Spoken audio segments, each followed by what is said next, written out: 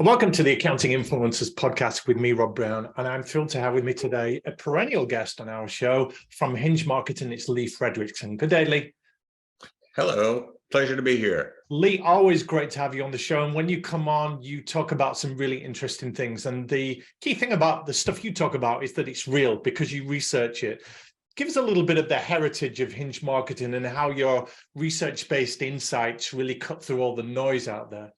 Yeah, well, I was a client of Hinge way back in the beginning. And one of the things that I always wanted was really research-based approach, because I'm a researcher by training. I'm a behavioral scientist by training. So research is always important as a way of getting the right answers. And so we started out, let's research, let's figure out what really works and follow that.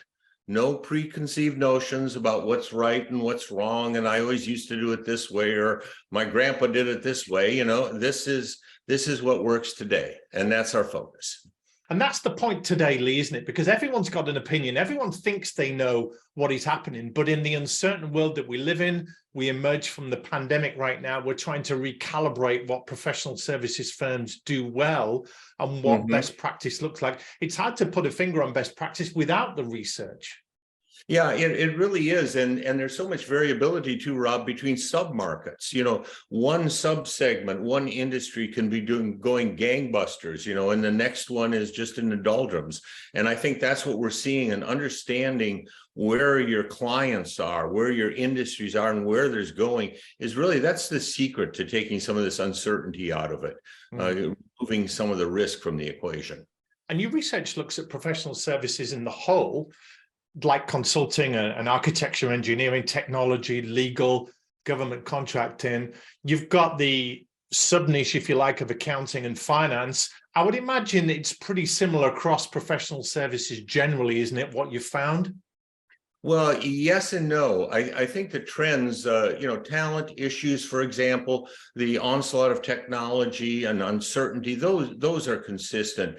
But within the industries, there's very different profiles of how firms have responded to it. For example, this year's study, we found that growth is really slowed.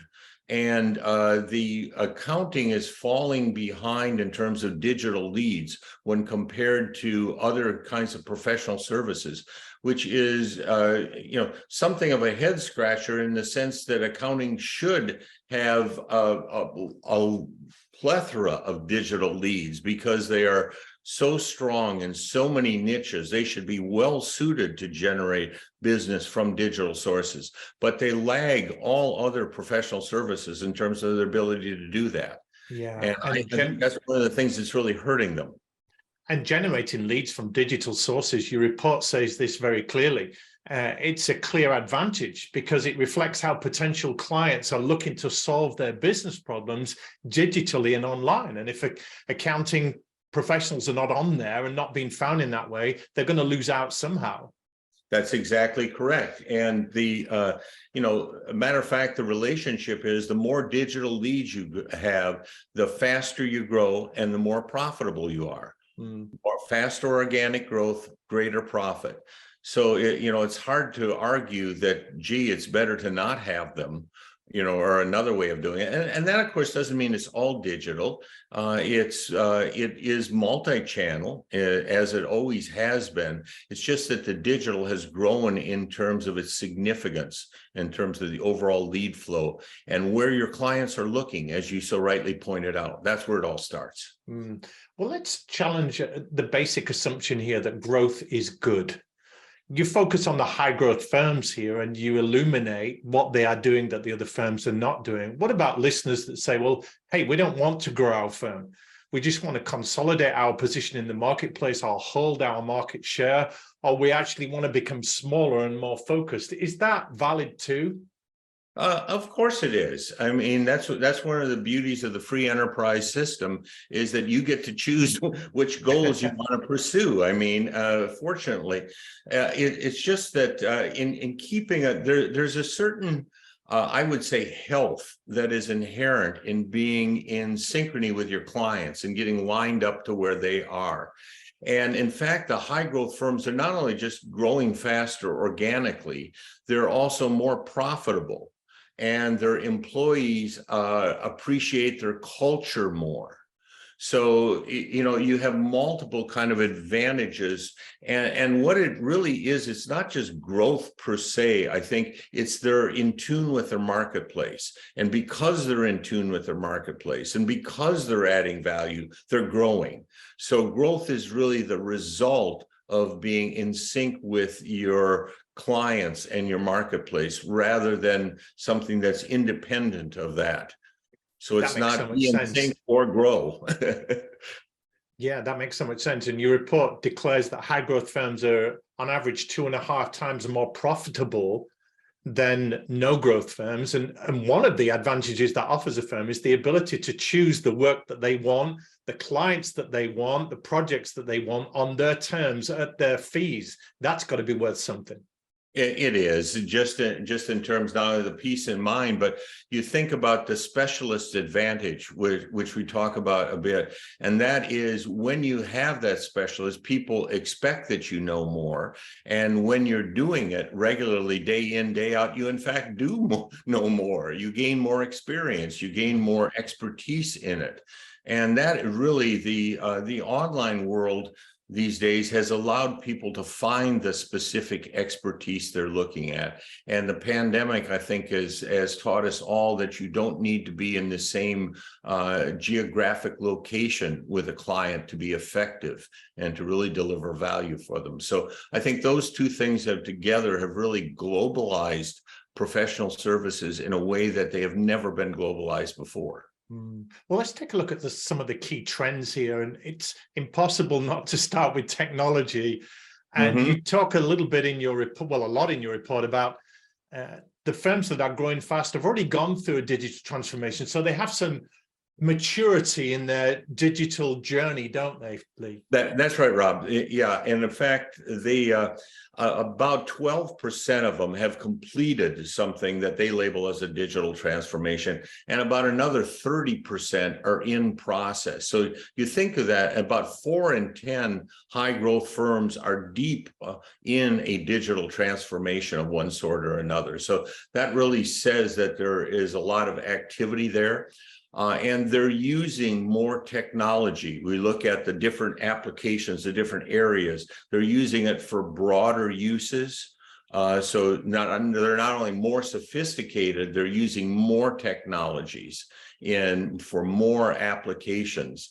And that, of course, that maturity and that ability to automate and get the kind of technology advantages, I think, is one of the keys to helping to solve the talent issue. Ironically enough, is it makes your people more efficient, the people that you do have, and allows you to attract the kind of people who are technology savvy and interested in that kind of environment. We'll dip into talent in just a moment, but the other advantage of the technology, it allows you to market better business and client acquisition. Talk to us a little bit about that, Lee. Yeah, that's a great point. One of the things it does is it allows for better tracking. So when you look at how they're tracking and what they're tracking, the firms using more technology are able to track more variables, track return on investment, be able to optimize their marketing. Historically, we've always said that marketing isn't very measurable in professional services. That's kind of been the accepted wisdom.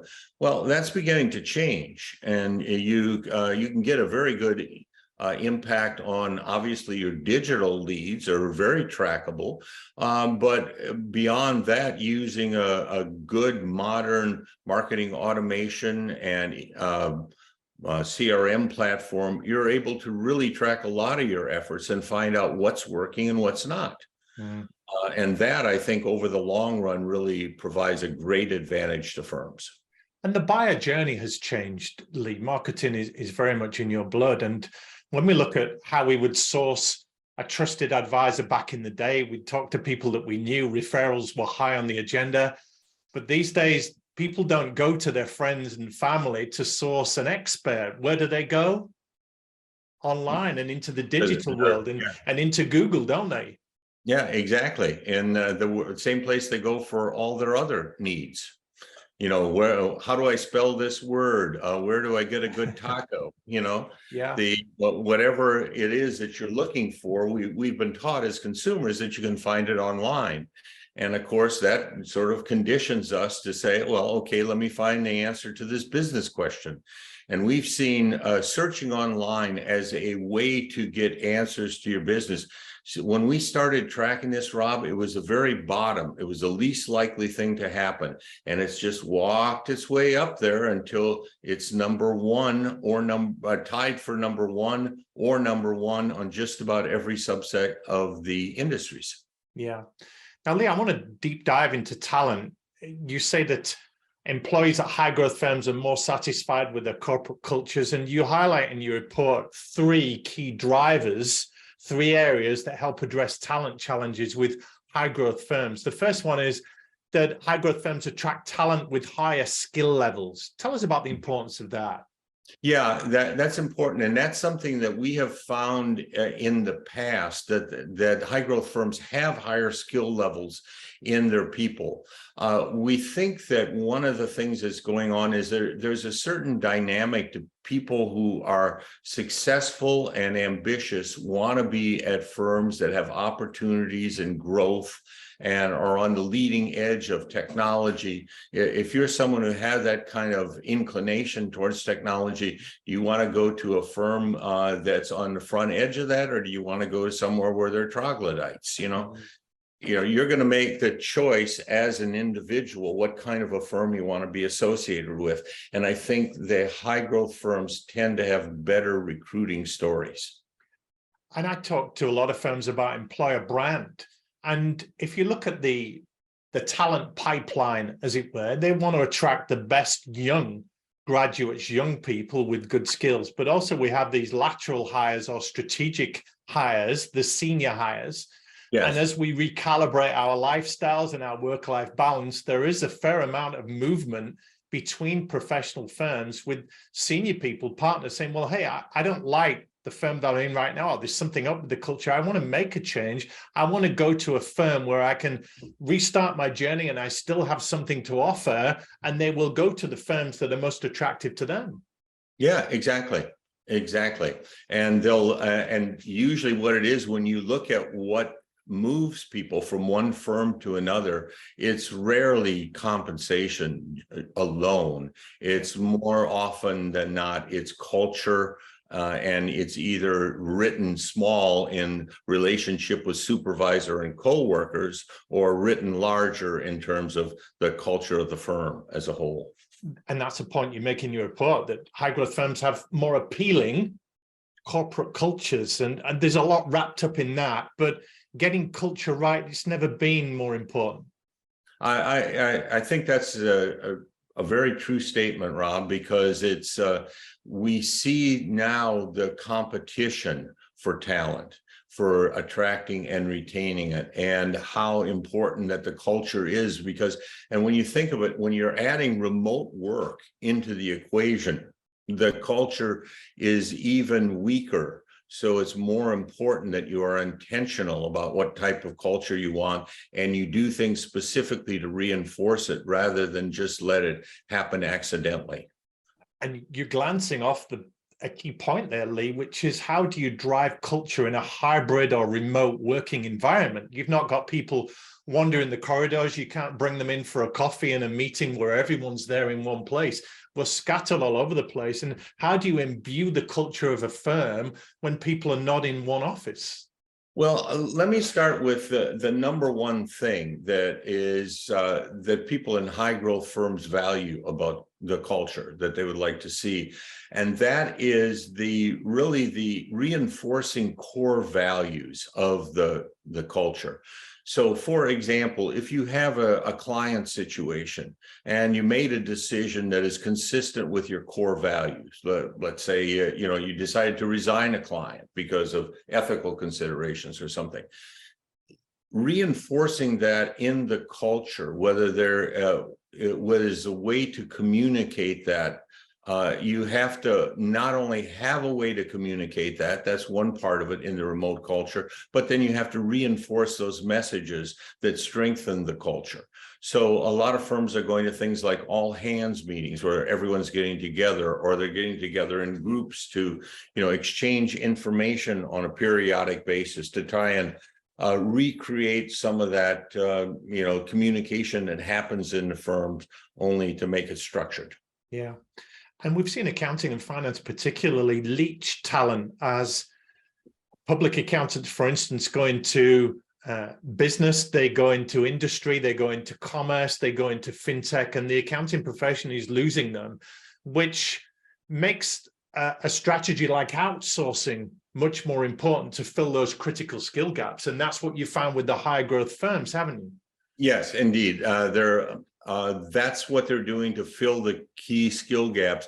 And it's not just to fill the skill gaps in the technical areas, such as tax or audit, something like that. It's to fill the skill areas in things like marketing and business development, in some of the kind of the back office work that has to be done. So I think it's just the general, how do you address this problem long term?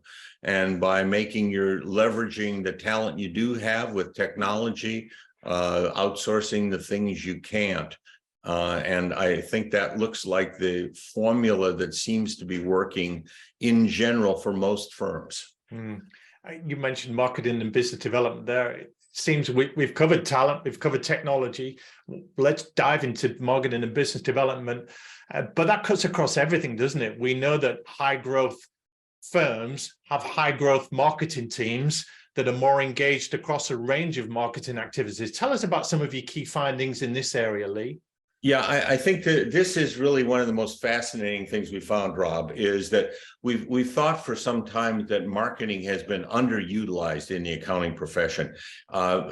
In more traditional things like packaged goods, you would never ever consider launching a product unless you'd done research on it and the marketing was involved in pricing decisions, features, what are you going to do?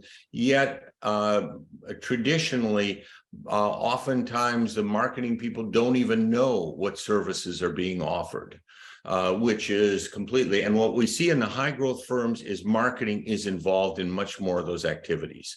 They're involved in things like building the company culture, developing products, pricing products, developing overall strategy for the firm. So using the traditional strengths of that marketing brings to the business environment and applying those in the professional services context. That's really where there's a great opportunity.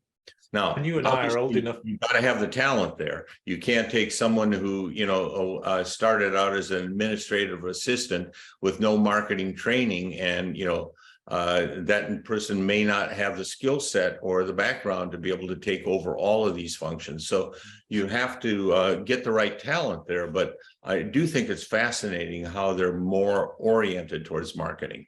And do you get a sense, Lee, that the marketing function is getting more elevated and perhaps deserving of partner status or even equity in some professional firms? The answer is yes to both.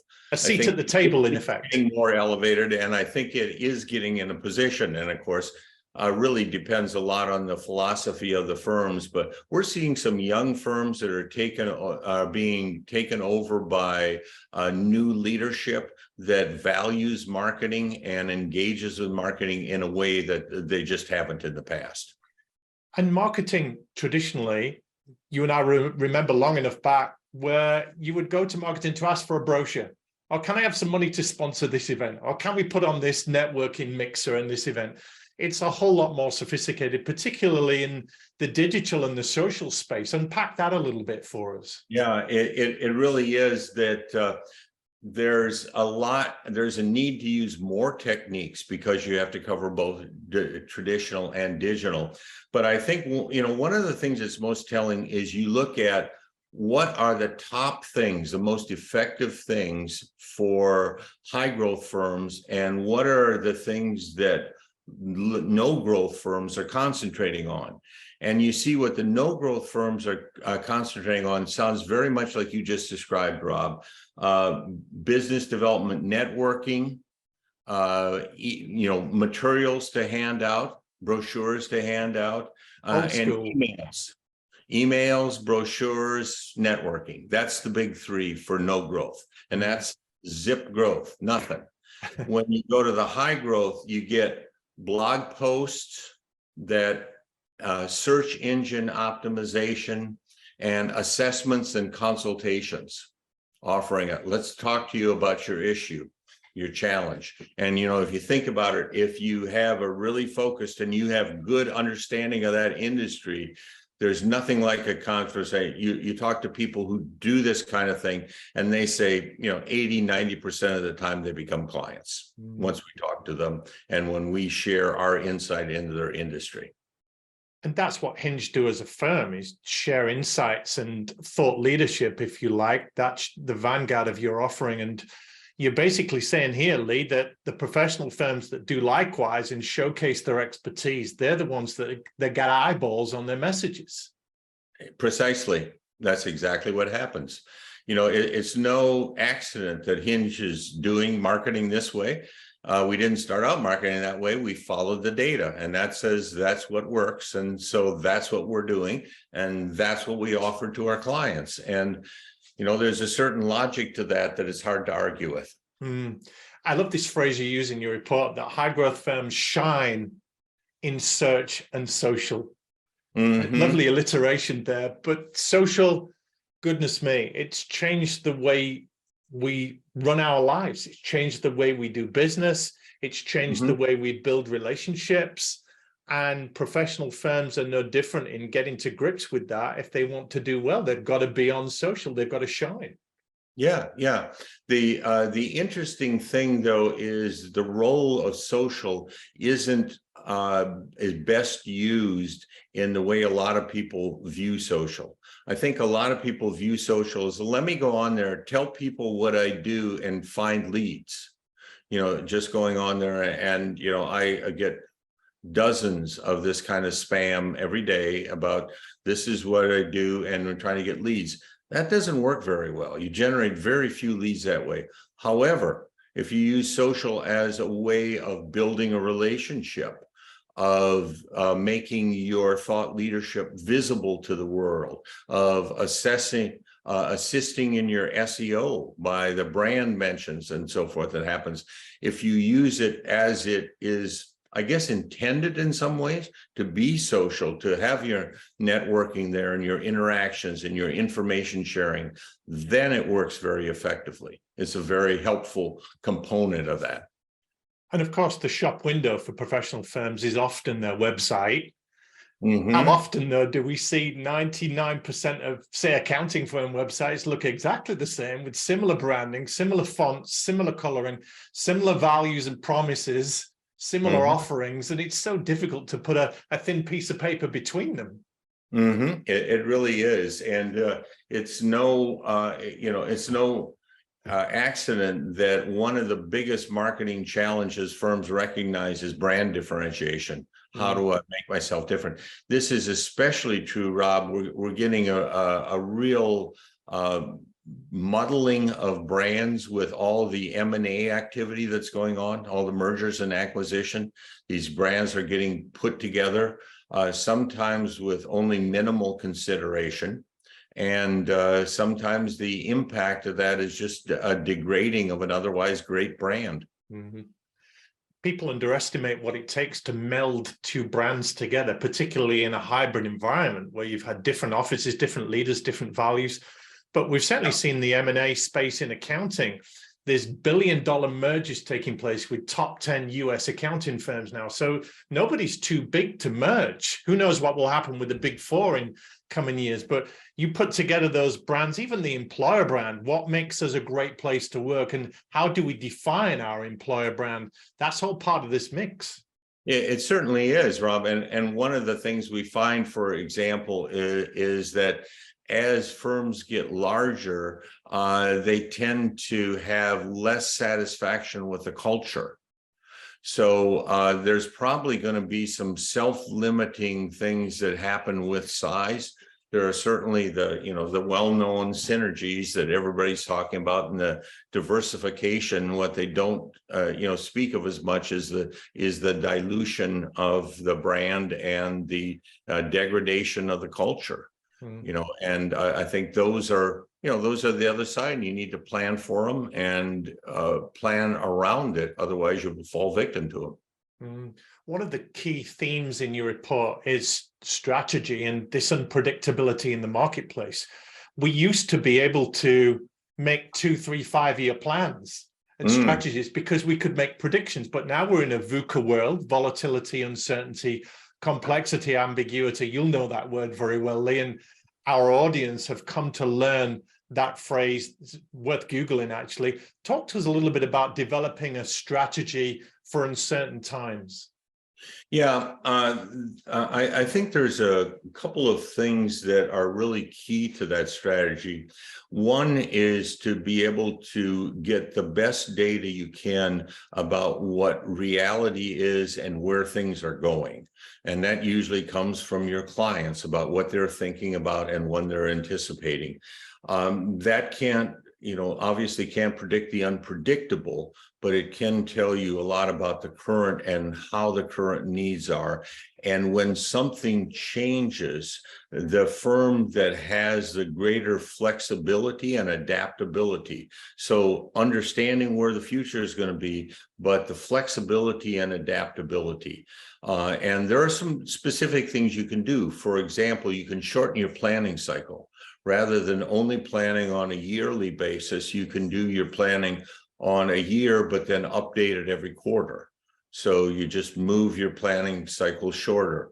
You can try to shorten your product innovation cycle. How long does it take to develop a product and disseminate it throughout the firm?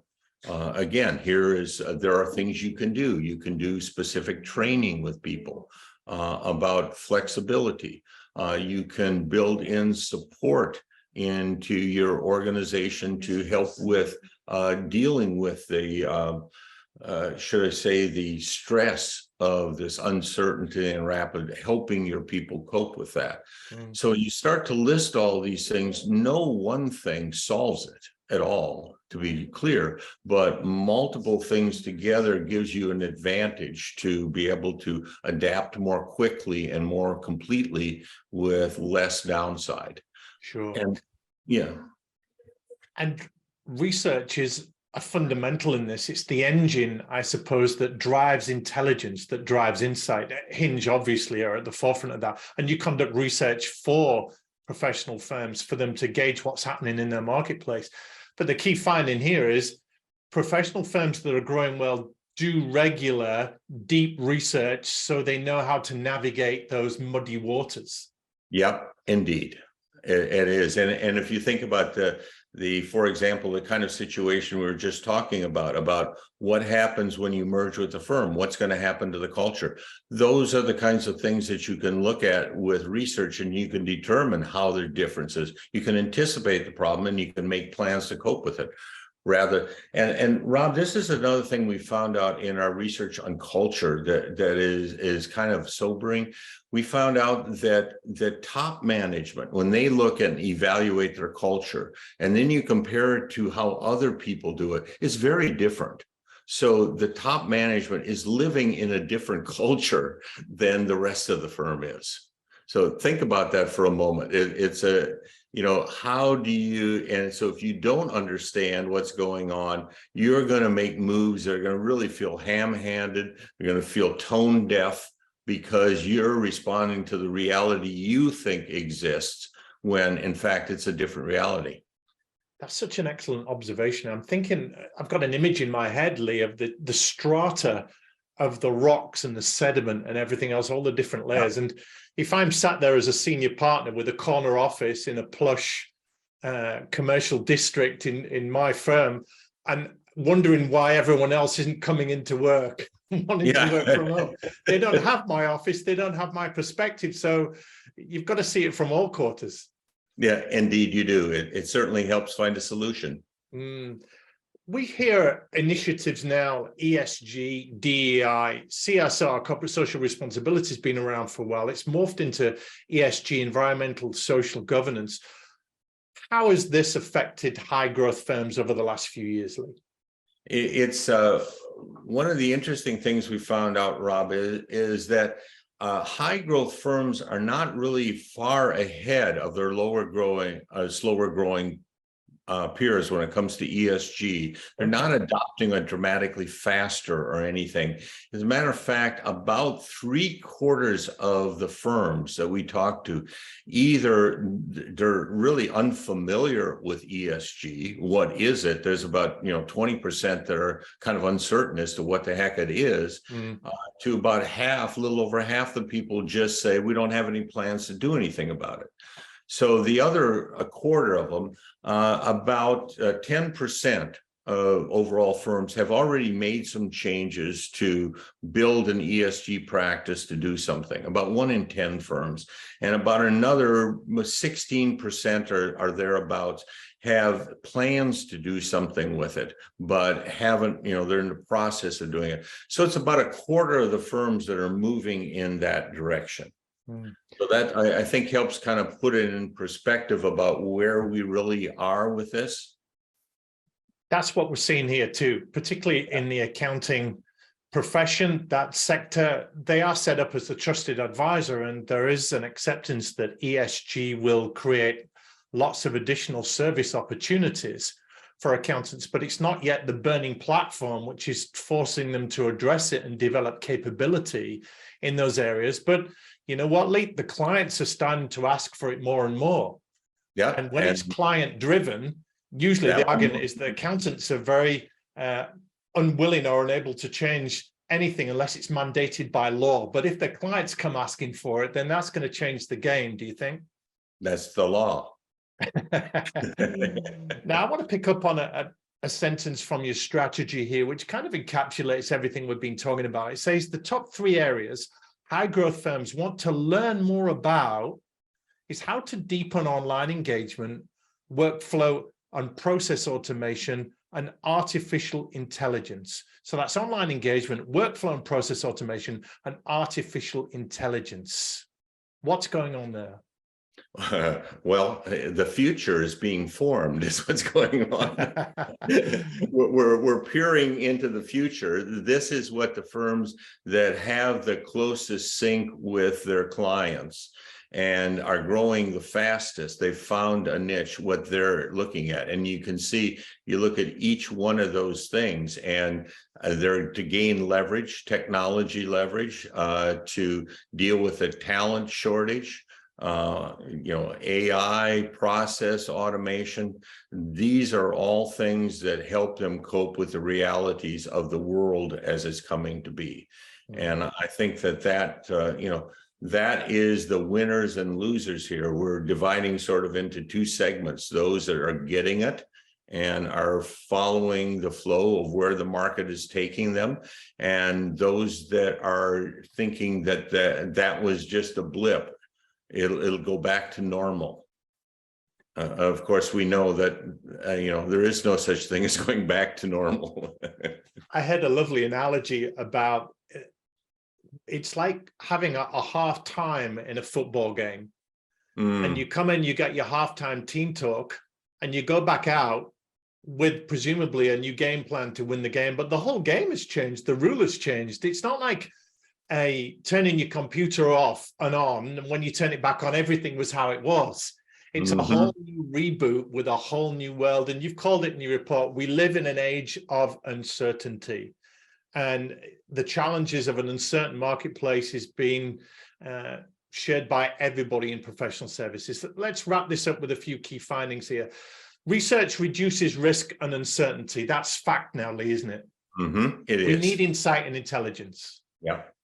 Not just of our own processes, but of our audiences and our target market and our competitors, the trends that are going out there. Research gets us ahead of the game, sure. Indeed. And if you talk to people who really, really understand their audience, they're the ones that are most likely to tell you, I'm not sure about my audience. They're the ones that are curious and have an open mind to it. It's if someone starts out though, I know my clients, I talk to them every day. That is the first sign that they're probably getting out of touch with their clients. Next conclusion: corporate culture looms large in the battle for talent. If you are not being competitive and differentiated with your culture, you're going to lose out. True. Exactly. And I think that's people have much more flexibility when you take away the geography and you allow for remote work. It changes the game entirely. The pool of talent gets much, much larger, and the competition for that talent is much more along how do you build that engagement, that digital engagement. And of course, it's people on the other end, so it's quite possible to do that. It's just you don't do it the way you used to. Yeah.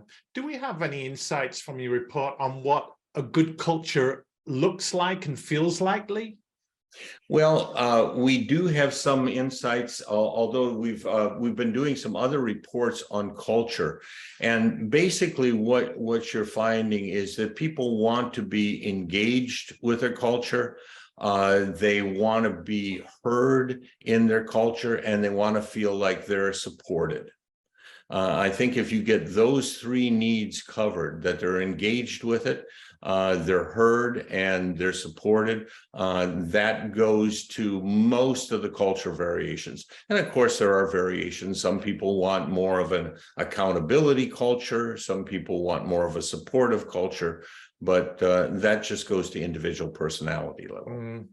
A third conclusion: digital maturity is becoming a driver of growth and profitability. This is not a professional firm getting new computers and laptops and monitors. This is about getting the right strategy for digital and technology and getting further down that road of maturity with transformation. It is indeed. And it's something that it is very much a process. Because with technology, as soon as you think you know it, you're beginning to be out of date. So it's a continuous learning process. And it's, I think we're going to see more and more firms recruiting for technology talent as well as for accounting talent. Well, I had a story recently, Lee, where a big business had engaged a firm of software specialists that were certified in a particular accounting software to do 95% of their accounting work, and didn't employ an accounting firm because this software company could do it all.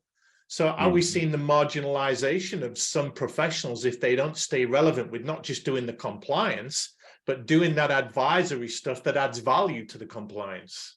Indeed it is. And I think that's really the thing that is changing, is the profession is evolving to much more of a consulting based, helping people deal with the technology and adapt to it, because that's really where the issues are. As technology can do more and more, it's the interface between organizations and their systems, between compliance and their systems, that folks need to be able to do. And finally, on your findings: embrace marketing or fall behind. We've got to elevate the status of marketing and give it more respect, and give good marketers a seat at the table to influence strategy. That's the way forward. Indeed it is. And they can help in so many areas, and they are in some firms, all the way from recruiting to retention and strategy development and product development and pricing. All of these things are well within the capabilities. Lee, this has been a wonderful conversation. Terrific research-based insights you've shared with us, as always. This full report, we've glossed over some of the key highlights, but the full report is available, and we'll put the website in our show notes. For people that don't know Hinge, tell us a little bit about the services that you offer. Well, Hinge does strategy development, branding, and marketing services exclusively for professional services. We base all our services on a research foundation, whether we're doing a piece of research or we just rely on the research to drive what we do with our clients. So it's our focus is helping firms understand how to grow in all aspects that they need to cover. Yeah, Lee, this has been terrific. Would you leave us with a final message of hope and inspiration for the accounting leaders, professionals, people in the trenches, the fee earners, the graduates, everyone across the board, that we are in an uncertain world, but there is hope and there are opportunities? What would you say as a parting message to our listeners and viewers? I would say that there has never been a better time to be in accounting. The need for the services is continuing to grow. And if you can find your right niche for something you love, you will have a very rewarding and productive career, and you can build very successful firms around that, solving a key client need. Lee Frederiksen of Hinge, that's been inspirational. Thanks so much for your time and your insights today. Thank you. It's been a pleasure, Rob.